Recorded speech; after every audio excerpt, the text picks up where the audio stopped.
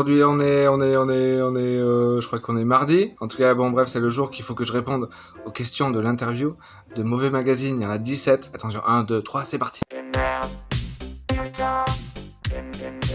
Alors déjà, si ouais, c'était une planète, ce serait une planète satellitaire de la Terre. Il faut plusieurs maisons dessus, comme ça on a tous une maison. Il y aurait peu de gens. La piscine, ici, avec la station essence, ici. Et là, le parking. Et là, il y aurait une buvette aussi, avec le pastis à 1€. Là, c'est les petites étoiles, avec la piscine ici. Le plongeoir pour sauter dedans, les petites maisons, la station essence ici avec les voitures, le parking, la buvette, les canalisations pour tout ce qui est machinerie de la piscine et les fumisteries pour les cheminées. Ça c'est la planète, ouais. Je vais reformuler ta question en fait et je vais mieux la poser parce que je pense que la vraie question c'était quel est le sens de l'existence. Et pour ça, je te renvoie aux écrits et aux méditations de l'ensemble des philosophes qui ont tous commencé à écrire pour répondre à cette question, le grand pourquoi, et personne n'a eu la réponse. Donc voilà. Premier, j'obligerai mes voisins à mettre de l'huile dans leur balançoire, parce que quand ils en font l'été là, ça fait... C'est chez les voisins. Alors je l'ai pas en visu la balançoire. Ah putain. On la voit pas. Si on voit mieux, voilà, c'est cette putain de balançoire là. Donc déjà ça serait pas mal. Deuxième, j'aimerais bien que tout le monde se donne la main pour regarder vers un avenir radieux ensemble et qu'il y ait la paix sur terre. Voilà, ça c'est bien, tout le monde est d'accord.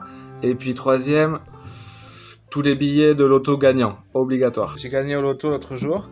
Et regardez, c'est pas des blagues, hein. Je suis en train de vivre la vraie vie là. Alors c'était à la plage, là, il y avait une allée à travers les pins, on est dans les Landes, on a du sable, et ici une roulotte dans laquelle ma cousine vendait des churros et des paquets d'ecstasy. Là il y avait une grande dune, et là il y avait des énormes vagues comme ça qui passaient au-dessus de la dune, et toute l'eau elle arrivait partout. Et après on s'est retrouvé dans un château et une grande réception avec tout le monde au costard et en robe de soirée. Et tout le monde était content. Les filles en talons aiguilles, tout le monde est beau. Tout le monde se retrouve dans la forêt, les arbres sont bleus ici. Et tout le monde boit du champagne et Nestor il sert le champagne. J'aimerais bien que la fenêtre de ma Twingo soit réparée, déjà en premier lieu.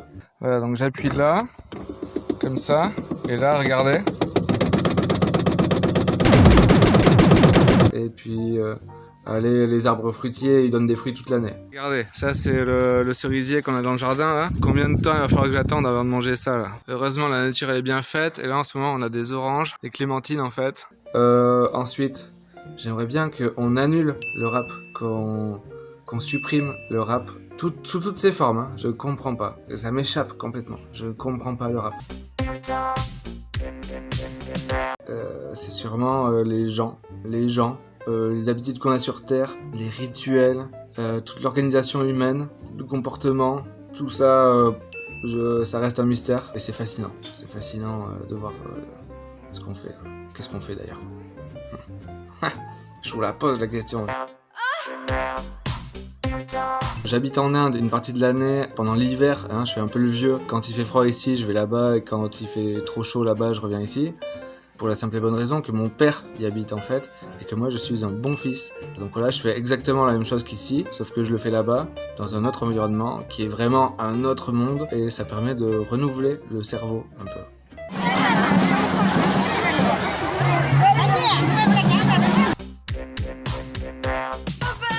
En vrai, il n'y en a pas trop, en tout cas de manière cohérente. Au fond, tout ce qui sort de moi, c'est le chaos. C'est le chaos qui règne en moi, et en vous tous, et en vous toutes. On essaye de mettre de l'ordre là-dedans. Je sais que ça viendra.